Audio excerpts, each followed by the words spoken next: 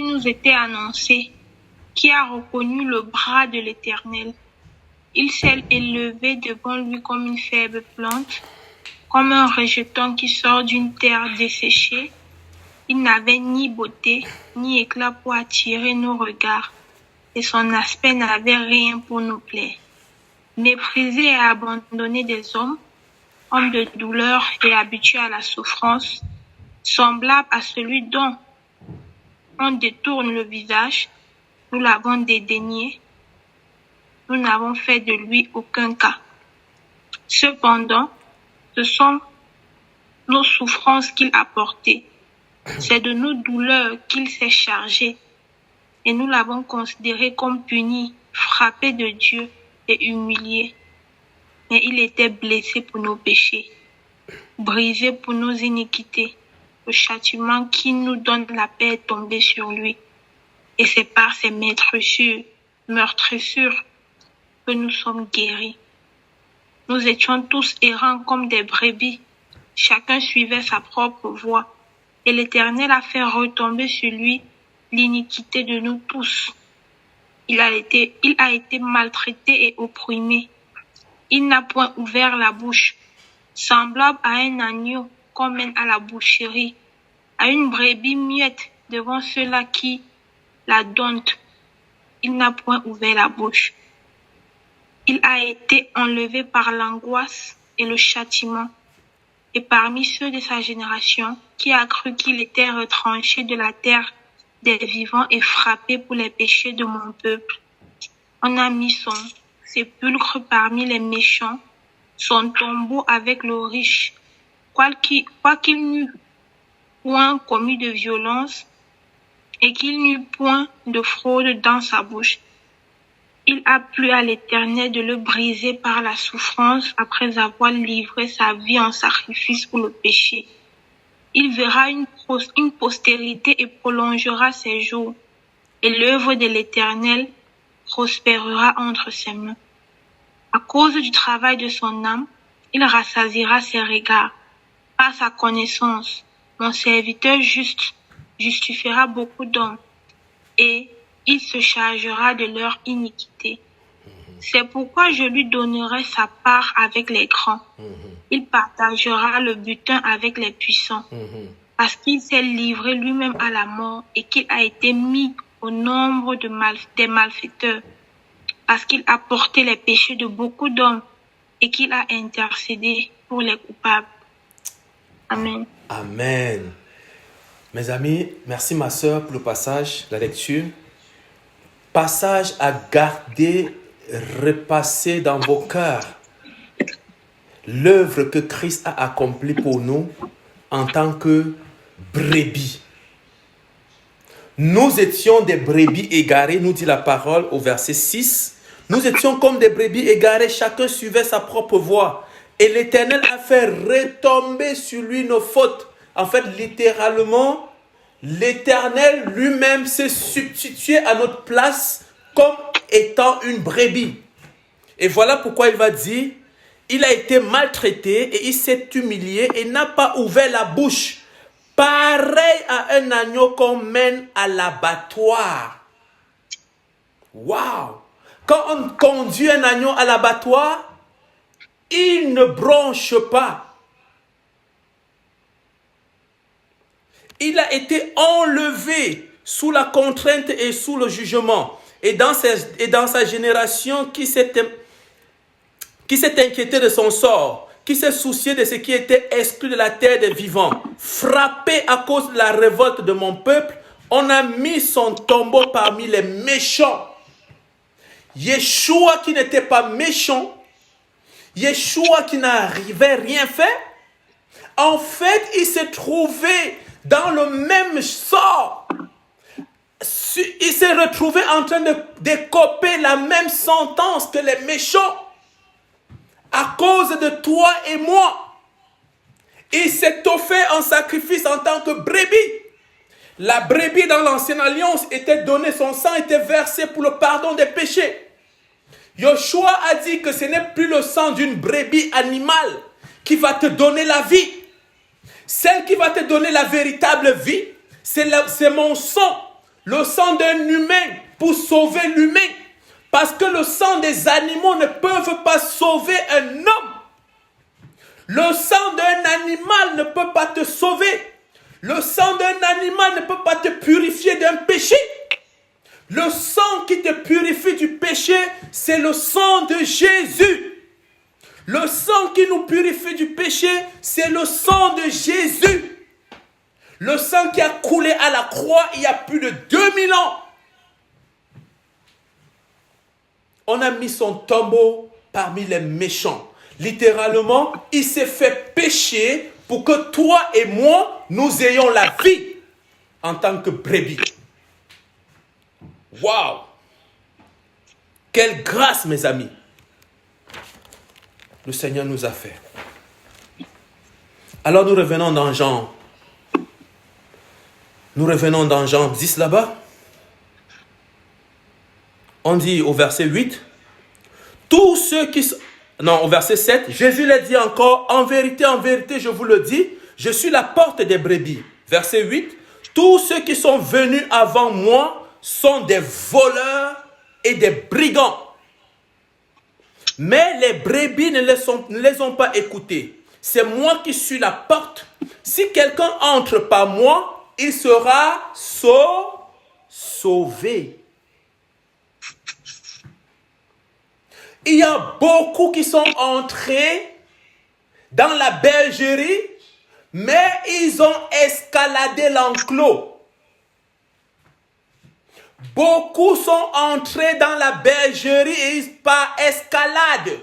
Voilà pourquoi ils ont revêtu le vêtement que vous avez en image. Beaucoup sont dans la bergerie du Seigneur, mais ils ont l'accoutrement que vous voyez à l'écran. Ils ont des vêtements d'agneau, pourtant au-dedans d'eux, ce sont des loups ravisseurs. Alléluia. Parce qu'ils sont passés par-dessus l'enclos. Parce qu'ils ont escaladé l'enclos. Et les brebis du Seigneur sont devenues des proies pour eux. Voilà pourquoi quand vous êtes dans un lieu, chaque jour on vous demande de l'argent. L'argent, l'argent, l'argent, l'argent, l'argent, l'argent. Encore l'argent, toujours l'argent. En fait, parce que ces bergers-là ont plutôt escaladé l'enclos. Ils ne sont pas passés par la porte. Regardez, ce n'est pas moi qui dis, hein, c'est le Seigneur. On va lire la parole. Regardez la suite de la lecture. Il dit que, verset 9, c'est moi qui suis la porte. Si quelqu'un entre par moi, il sera sauvé. Il entrera et il sortira. Et il trouvera de quoi se nourrir. Le voleur ne vient que pour voler, égorger et détruire. Moi, je suis venu afin que les brebis aient la vie et qu'elle l'ait en abondance.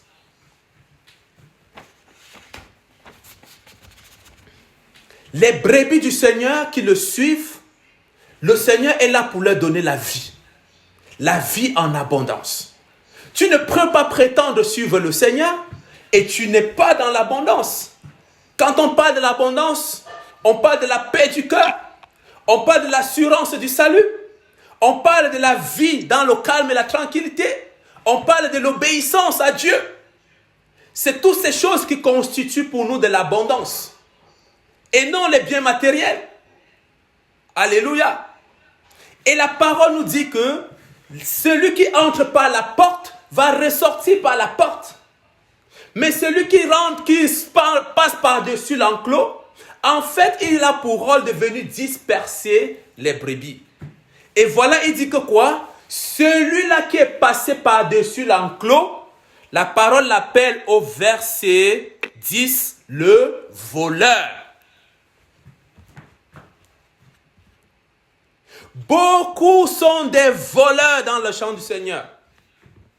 Voilà pourquoi quand Jésus est arrivé dans Jean 2 là-bas, il a trouvé, pas dans Jean 2, dans le livre de Jean quelque part, il a trouvé les marchands dans le temple.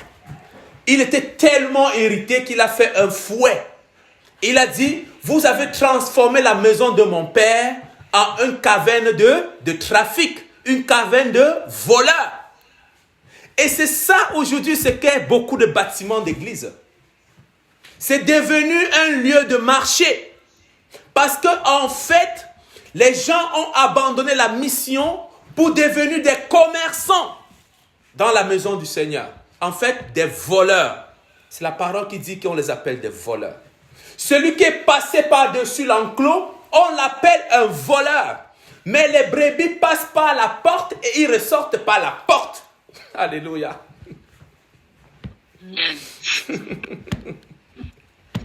Si tu n'es pas passé par la porte, mes amis, et on va voir les fruits quand tu es passé par la porte. Si tu n'es pas passé par la porte, tes fruits vont démontrer, tes fruits vont t'indexer. Alors ceux qui passent par-dessus l'enclos, ils ont pour responsabilité de disperser les brebis. Ils ont dans leur agenda l'action de vendre rapidement les projets, de vendre les CD, de vendre les écrits que Dieu les a donnés, de vendre les Bibles, de vendre toutes ces choses qui sont au service du Seigneur. Parce qu'il faut qu'ils font ça très rapidement pour s'en sortir. Voyez-vous, quand un voleur entre chez vous, il est pressé, n'est-ce pas? Parce qu'il sait que si on l'attrape, soit il meurt, ou soit il va en prison. Mais s'il réussit à prendre quelque chose et s'en aller rapidement, personne ne sera au courant. Voilà pourquoi, mes amis, quand vous êtes dans vos milieux religieux, dans vos milieux écuméniques, il faut faire attention à tous ces types d'offrandes qui arrivent à chaque 2-3 minutes. Tellement des offrandes sont données que même quand le corps de mort est placé, on continue à demander des offrandes. Tellement parce qu'on est aliéné par le désir de l'argent. Jésus était là le jour du décès après le décès de Lazare. Jésus allait au sépulcre pour la résurrection de Lazare.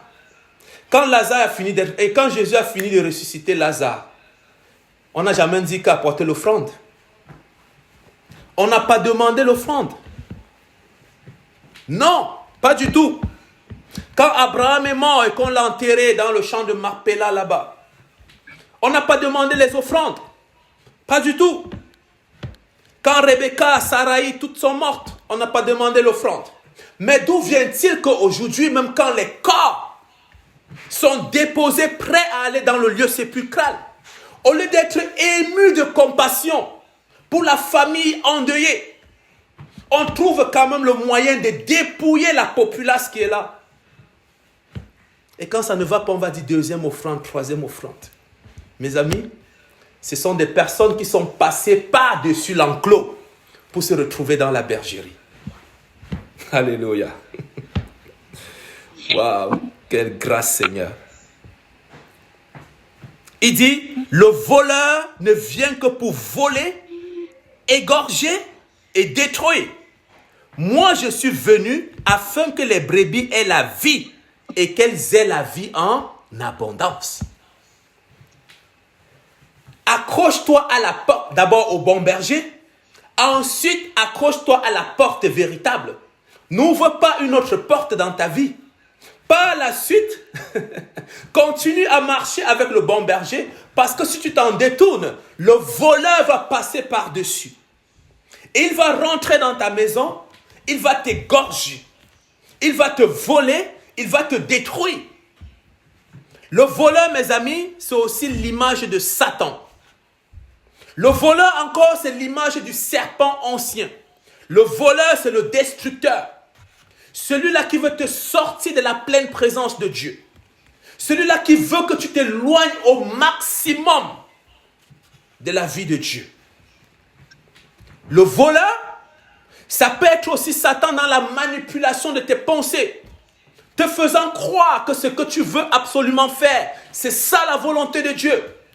Mais il faut que tu sondes les Écritures et que tu ouvres grand les yeux pour voir si ce qui se présente à toi n'est pas imbibé d'une étiquette d'agneau, pourtant au-dedans, c'est un loup ravisseur. Donc faites attention à tout ce qui se présente à vous comme des hommes de Dieu. celles aussi qui se présentent comme des femmes de Dieu. Parce que beaucoup sont en vêtements de brebis, pourtant ce sont des charlatans. Ce sont des voleurs, des brigands. C'est la parole qui les a appelés comme ça. Des voleurs, des brigands. Alléluia. Et regardez la troisième partie, verset 11. Je suis le bon berger. C'est ça que Jésus dit. Il dit, je suis le bon pasteur. Il a commencé avec le pasteur, après il a parlé de la porte, il a parlé du voleur, et il revient encore en tant que bon berger. Il dit, je suis le bon berger. Je suis le bon pasteur. Je suis le bon surveillant. Je suis le bon gardien. Je suis le bon évêque qui n'a pas besoin d'une ordination quelconque, mais qui veille sur les âmes que moi-même j'ai rachetées par mon sang. Je suis le bon pasteur. Le bon pasteur donne sa vie pour ses brebis. Ce n'est pas moi qui dis, c'est la parole.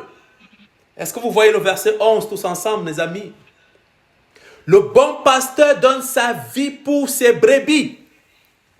Donc si je dis que je suis pasteur dans la moisson du Seigneur, en fait, je n'attends pas que les brebis prennent soin de moi.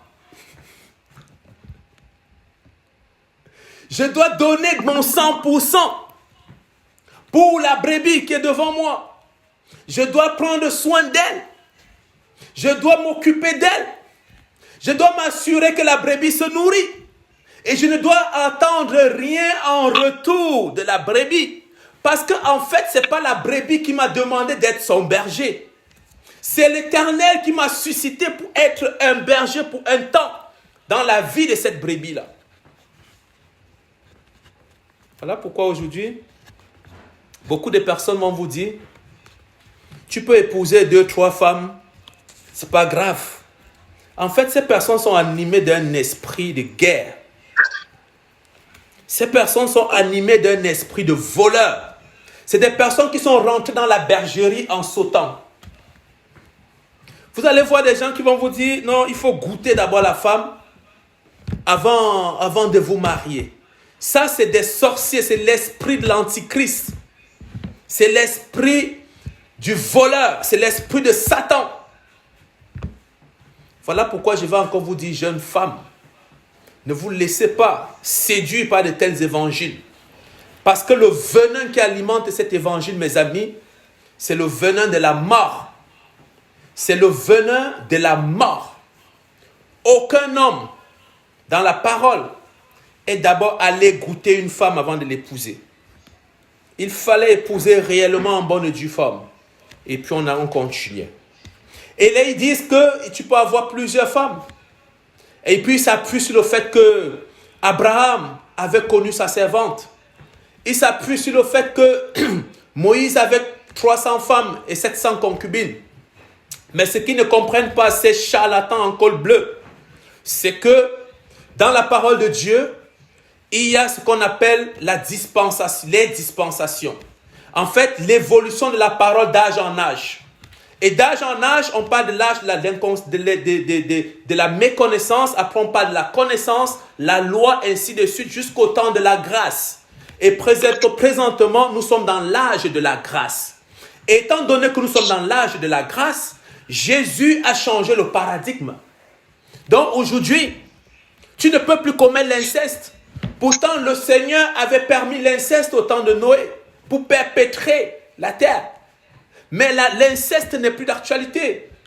Au temps de Salomon, tu pouvais prendre plusieurs femmes. Mais ce n'est plus possible. Toi, femme, tu ne peux pas avoir 2 maris. Soi-disant la polyandrie, ce n'est plus possible. Faisant toutes ces choses, mes amis, nous sommes animés du venin du serpent.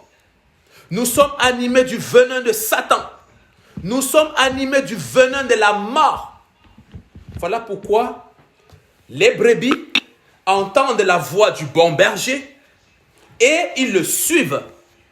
Ils entendent la voix du bon berger, ils le suivent. Verset 11, je suis le bon berger. Le bon berger donne sa vie pour ses troupeaux, pour ses brebis. Maintenant, le simple salarié, je vous prie de souligner ça dans vos Bibles, si vous en avez un crayon. Le simple salarié, quant à lui, Il n'est pas le berger. Alléluia, c'est pas moi qui dis. Le simple salarié, quant à lui, il n'est pas le berger. Il est quoi alors? Il n'est pas le berger et les brebis ne lui appartiennent pas. Donc tu n'appartiens pas à ton église locale. Ne va pas signer la carte parce que tu veux adhérer. Non. Parce que quand tu signes la carte, ça veut dire que tu adhères à cette église-là et tu es membre de cette église. Il dit que le bon berger donne sa vie pour ses troupeaux. Mais à l'inverse, il y a une autre personne qui s'appelle berger, qui ne l'est pas, mais on nous donne son nom, il s'appelle le simple salarié. C'est comme ton pasteur de l'église locale. Parce que chaque mois, tu lui verses un salaire. Donc, il n'est pas le berger.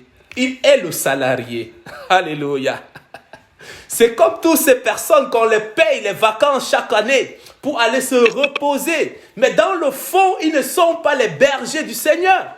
Ils sont des salariés.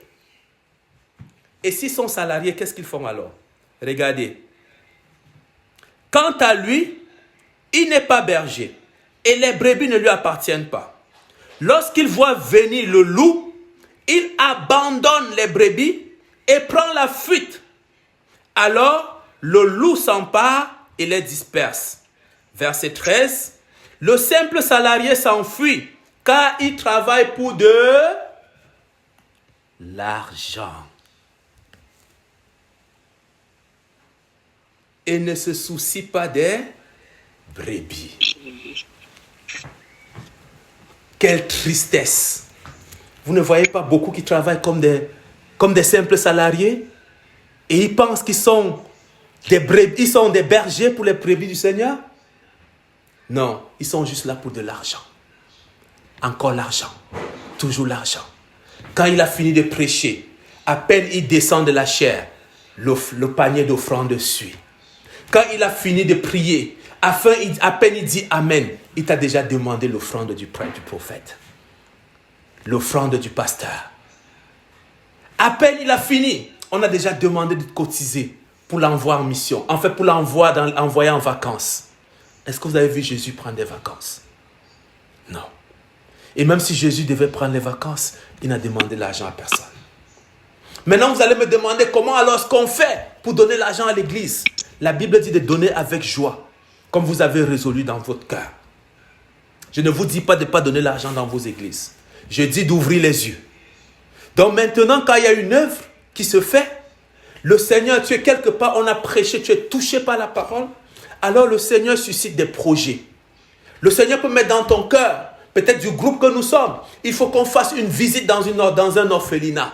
Et alors on s'organise tous ensemble, bien-aimés. Et chacun met sa part, sa main dans la pâte, et on fait la visite pour l'avancement de l'œuvre.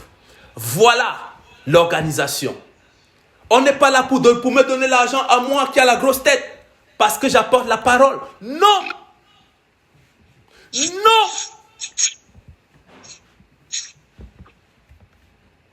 Et je refuse cela avec beaucoup d'autorité. Parce que mes amis, si vous me donnez un salaire, je deviens un salarié. Du coup, je ne suis plus dans la moisson. Je ne suis plus celui qui doit être. En fait, je viens de passer par-dessus l'enclos. Le bon berger prend soin des brebis. Le bon berger prend soin du troupeau que Dieu lui a confié. Alléluia. Alléluia. Waouh. Je vous invite, mes amis, à lire chez vous Ézéchiel 34. Vous allez voir le jugement que Dieu va donner à toutes ces personnes qui se passent pour être des brebis du Seigneur, des bergers dans la moisson du Seigneur. Lisez chez vous Ézéchiel 34. Allez lire. Vous allez comprendre comment Dieu fait abattre son jugement. Alléluia. Waouh. Quelle grâce, Seigneur. Je prends un dernier passage pour finir. 2 Pierre chapitre 2. 2 Pierre chapitre 2, je vais lire pour vous. 2 Pierre chapitre 2, à partir du verset 4, la Bible dit ceci. En effet, Dieu n'a pas épargné les anges qui ont péché, mais il les a précipités et enchaînés dans l'abîme, là où règnent les ténèbres pour qu'ils soient gardés en vue du jugement. Il n'a pas épargné non plus l'ancien monde, bien qu'il ait sauvé 8 personnes, dont Noé, ce prédicateur de la justice, lorsqu'il a fait venir le déluge sur un monde impie. Par ailleurs, il a condamné à la destruction et réduit en cendres les villes de Sodome et de Gomorrhe pour leur donner en exemple à ceux qui par la suite vivent dans l'impureté. Et il a délivré Lot le juste, qui était profondément attristé de la conduite immorale de ces hommes débauchés. Ce juste qui habitait au milieu d'eux tourmentait en effet jour après jour son âme, jusqu'à ce qu'il voyait et entendait de leurs agissements criminels. Alors cette parole veut tout simplement dire que il va y avoir un temps de jugement. Depuis le temps de Noé, vous l'avez entendu, Noé a prêché la parole, les gens ont décidé de faire ce qu'ils voulaient. Au temps de Lot également, Lot a prêché la parole, les gens faisaient ce qu'ils voulaient. Noé a été sauvé avec ces personnes, Lot aussi a été sauvé avec quelques personnes, mais cependant, ceux qui ont pris la responsabilité de ne pas écouter la voix du bon berger, en fait, ils se sont retrouvés engloutis par le déluge, par le jugement de Dieu. Et nous aussi aujourd'hui, le Seigneur nous donne l'opportunité de pouvoir saisir, soit d'écouter sa voix, qui est la voix du bon berger, ou soit d'écouter la voix des hommes. Nous avons la liberté de faire le choix que nous pensons pouvoir être agréable pour nous. Mais le seul conseil que j'aurai à nous donner, c'est d'écouter la voix du bon berger. Parce que la voix du bon berger, c'est celui qui va te donner la vie. Oui, la vie en abondance. C'est celui qui va te conduire au salut éternel. Parce que le salut signifie délivrance. Donc, il va te délivrer de tes péchés. Il va continuer de te délivrer de tes péchés de tous les jours. Et il va te délivrer pour la rédemption éternelle. Voilà pourquoi, garde le regard fixé sur Jésus. Ne t'en détourne ni à gauche, ni à droite. Ne regarde pas aux critiques, ne regarde pas aux difficultés. Mais regarde à celui-là qui t'a appelé, qui t'a transporté du royaume des ténèbres vers le royaume du Fils de son amour. Regarde à celui-là qui s'est offert comme une victime expiatoire. En fait, qui s'est offert comme un agneau muet qu'on tond et qu'on conduisait tranquillement à la boucherie. Il n'avait pas ouvert la bouche parce que le châtiment qui te donne la paix aujourd'hui, celle qui me donne la paix aujourd'hui, elle est tombée. Il est tombé sur lui. Et aujourd'hui, nous pouvons dire que par ces meurtrissures, nous sommes guéris. Guéris de nos maladies, guéris de nos infirmités, guéris de toute forme d'action qui peuvent nous éloigner de sa présence. Voilà pourquoi ce soir, je te dis, l'herbe sèche, tout passe, mais la parole de Dieu demeure éternellement. Amen. Amen.